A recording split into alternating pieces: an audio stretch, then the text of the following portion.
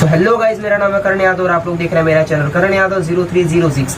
आज का ये जो लेटेस्ट वीडियो होगा वो बायोलॉजी से रिलेटेड होने वाला है और आज हम लोग जो डिस्कस करने वाले हैं वो बायो का एकदम बेसिक सा पार्ट होने वाला है। हम लोग डिस्कस करने वाले हैं सेल के बारे में। ठीक है, अगर आप बायो स्टूडेंट हैं तो बेसिकली आपको सेल के बारे में आना ही चाहिए, बिकॉज आप बायो के बारे में जानना है तो सबसे बेस जो है वो क्या है, सेल ही है। क्योंकि जो लाइफ इवॉल्व होती है वो सेल से ही इवॉल्व होती है।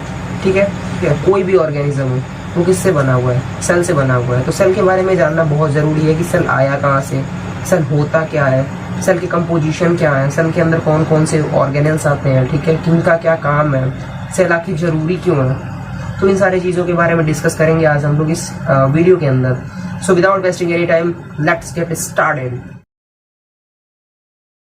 सो बेसिकली सेल हमारा जो था वो इवॉल्व हुआ था कहाँ पे, वाटर के अंदर। क्यों इवॉल्व हुआ था? क्योंकि सेल के अंदर कुछ ऐसे रिएक्शंस चलते हैं जो आउटर इन्वायरमेंट से क्या है, अलग है होता है। ठीक है, चाहे वो मल्टी सेलुलर एनिमल हो या फिर क्या हो, यूनिसेलुलर एनिमल हो, उसका जो बॉडी होगा वो बेसिकली किससे बना होगा, सेल से बना होगा।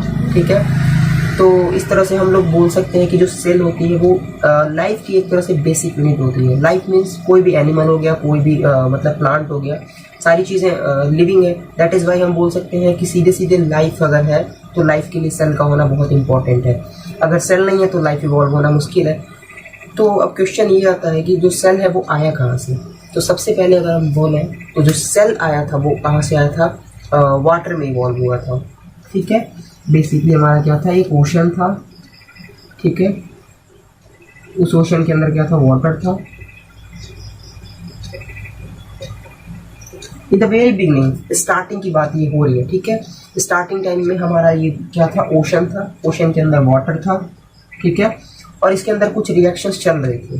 ठीक है, तो मिलियंस ऑफ टाइम मतलब कि बहुत सारे ईयर्स के बाद क्या हुआ, इसमें एक सेल इवॉल्व हुआ। ठीक है, वो सेल कैसा था, सिंगल सेल था, एक सिंगल सेल इवॉल्व हुआ। और सेल का मतलब क्या होता है, सेल इवॉल्व हुआ था। सेल का बेसिक मतलब अगर देखा जाए तो ये एक बेसिकली चैम्बर होता है जिसके अंदर बाहर वाले इन्वायरमेंट में जो रिएक्शंस चल रही होती हैं उनसे अलग रिएक्शंस इनके अंदर चल रही होती हैं। ठीक है, अब वो कौन सी रिएक्शंस होंगे उनको हम आगे चल के डिस्कस करने वाले हैं। तो बेसिकली सेल क्या होता है, एक चैम्बर होता है। चैम्बर मीन्स हम लोग क्या बोल सकते हैं, कंपार्टमेंट होता है। ठीक है, कंपार्टमेंट का मतलब एक तरह से एक कोठरी बोल सकते हैं जिसके अंदर क्या कुछ अलग रिएक्शन चल रही होती है आउटर इन्वायरमेंट से। इन्वायरमेंट हो गया, ठीक है, तो आउटर इन्वायरमेंट जो है ओशन, उसके अंदर कुछ अलग रिएक्शंस चल रही थी। बट जब सेल इवॉल्व हुआ तो उसके अंदर कुछ अलग रिएक्शंस चल रही थी। तो यहाँ पे क्वेश्चन ये उठता है कि आखिर इसके अंदर अलग रिएक्शंस कैसे से चल रही थी, क्योंकि दोनों चीज़ें तो पानी के अंदर ही थी, सेल भी पानी के अंदर था और यहाँ पे जो रिएक्शंस चल रही थी वो भी पानी के अंदर था। तो बेसिकली ये एक क्या है, चैम्बर है। और चैम्बर का मतलब क्या होता है, कंपार्टमेंट होता है।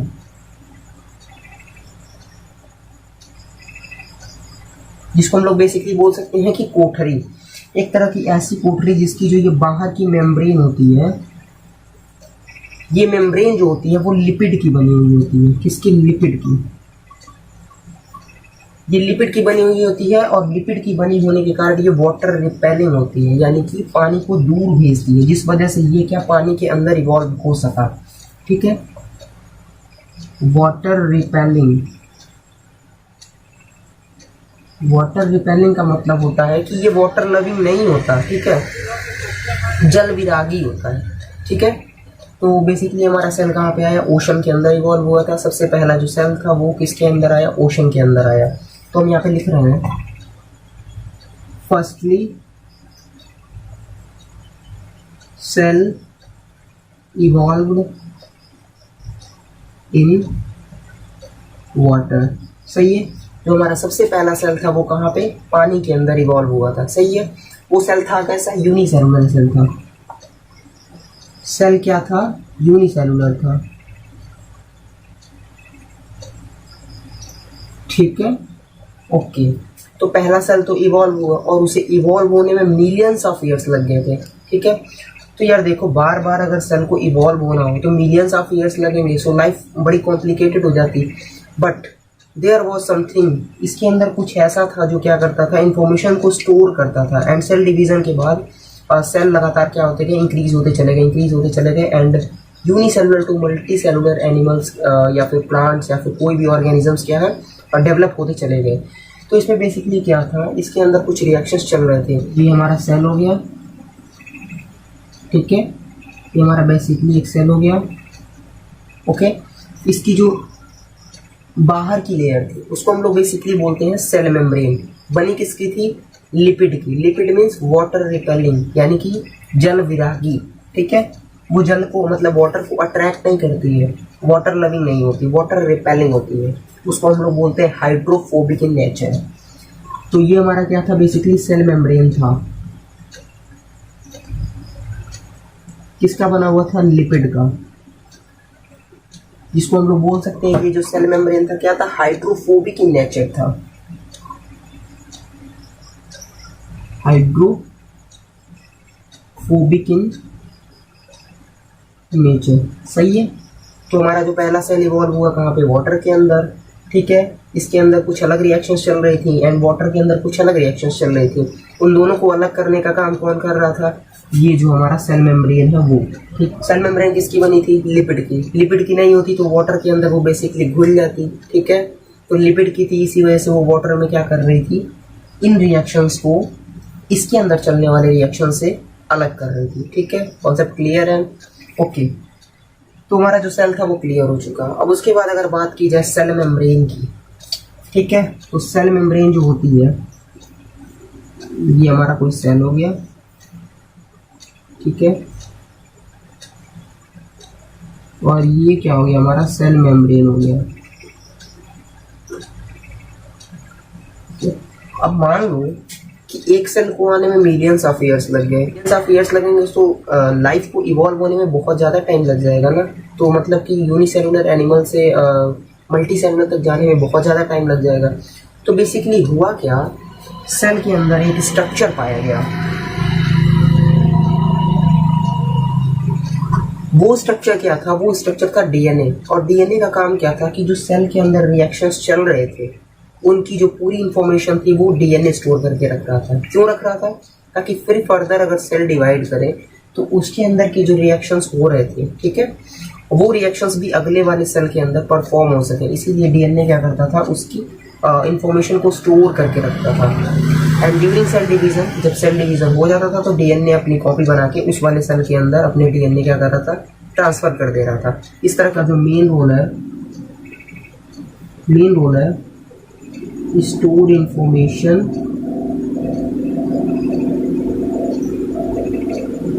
for further reactions in cell। तो सेल के अंदर आगे वाले रिएक्शंस को कराने के लिए क्या होता है? डीएनए इंफॉर्मेशन को स्टोर करके रखता है, ठीक है। यहाँ तक चीज़ें क्लियर हो गई कि पहला सेल इवॉल्व हुआ था वाटर में और उसके अंदर कुछ अलग रिएक्शंस चल रही थी। किससे? आउटर इन्वायरमेंट से।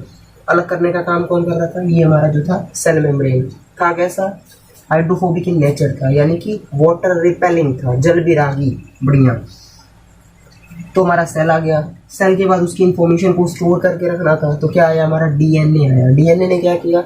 उसके अंदर जो भी सारी केमिकल रिएक्शंस चल रही थी उसकी इंफॉर्मेशन को स्टोर कर लिया, ठीक है।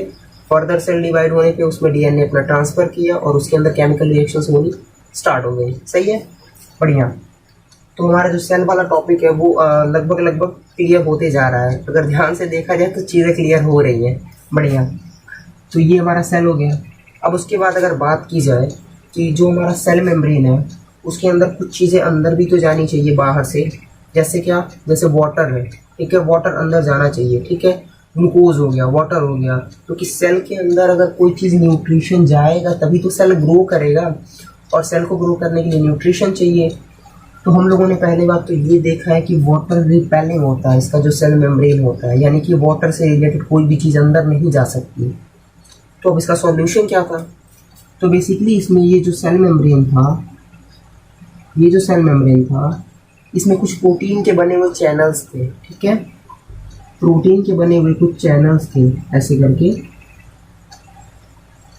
ठीक है। प्रोटीन चैनल्स,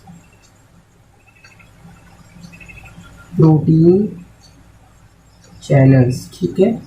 कुछ प्रोटीन के चैनल से जिनके रास्ते क्या था, वाटर क्या कर सकता था, सेल के अंदर एंटर कर सकता था। ये जो प्रोटीन चैनल्स थे ना, ये हाइड्रोफिलिक इन नेचर थे। हाइड्रोफिलिक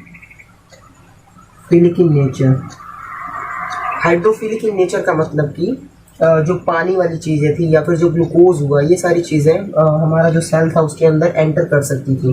या फिर ऑयल्स हो गए, जैसे सोडियम हो गया, पोटेशियम हो गया, फिर क्लोरीन हो गया, ये चीज़ें हमारे सेल के अंदर जा सकती थी। ये जो हमारा चैनल बना हुआ था, ये किसका बना हुआ था, प्रोटीन का चैनल था। ठीक है, तो ये बेसिकली क्या था, गेट, इसको हम लोग गेट भी बोलते हैं, गेट या फिर चैनल। ठीक है, जिसके रास्ते क्या थी, चीज़ें अंदर बाहर आ जा सकती थी। सही है, तो ये चीज़ हमारा क्लियर हो गया। अब बेसिकली हम लोग मूव करते हैं कि सेल कितने टाइप के होते हैं। ठीक है, तो हमारा जो सेल होता है वो 2 टाइप का होता है, एक तो होता है प्रोकैरियोटिक एंड एक होता है यूकैरियोटिक। ठीक है, सेल 2 प्रकार के होते हैं, पहला प्रोकैरियोटिक सेल हो गया and the second one is eukaryotic cell. पहली बात तो सेल है क्या, cell basically it is a chamber, it is a chamber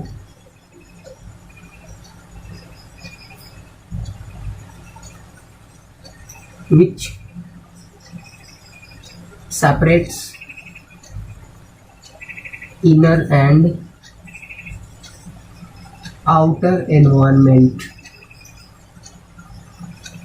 ठीक है, तो ये हमारा क्या हो गया, बेसिकली एक सेल हो गया, ये हमारा इनर एनवायरनमेंट हो गया और ये हमारा आउटर एनवायरनमेंट हो गया।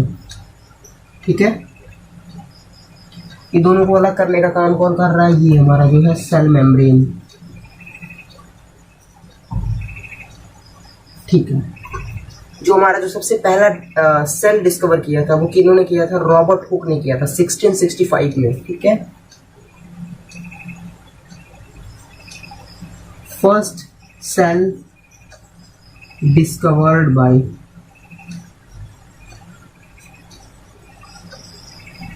रॉबर्ट हुक 1665 में। ठीक है, जो सबसे पहले सेल डिस्कवर किया था वो रॉबर्ट हुक ने किया था 1665 में। ठीक है, एंड जो वो सेल था, ठीक है, वो सेल था डेड। उस टाइम जो जिन्होंने सेल डिस्कवर किया था वो सेल डेड था। ठीक है, फिर कुछ समय के बाद से जो लिविंग सेल था उसका जो डिस्कवरी किया था वो किया था एंटोनी वॉन ल्यूवेनहॉक ने। ठीक है, सो अगर बात की जाए कि लिविंग सेल किन्होंने डिस्कवर किया था, living cell discovered bye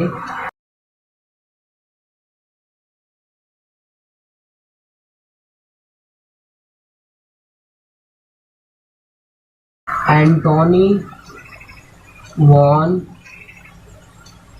Leeuwenhoek. कब किया था, 1674 में। ठीक है, 1674 में जो हमारा लिविंग सेल था वो डिस्कवर किया गया था एंटोनी वॉन ल्यूवेनहॉक के द्वारा। ठीक है, अब हम लोग क्या करने वाले हैं, सेल को क्लासिफाई करने वाले हैं। ठीक है, सेल को हम लोग क्लासिफाई करने वाले हैं उसके न्यूक्लियस के बेस पे। Okay, cell on the basis of nucleus. सही है, सो बेसिकली हम लोग न्यूक्लियस के बेस पे सेल को 2 पार्ट्स में डिवाइड कर सकते हैं। ठीक है, पहले नंबर पे आएगा वो क्या होगा, prokaryotic cell and the second one is eukaryotic cell. First one is prokaryotic and the second one is eukaryotic cell।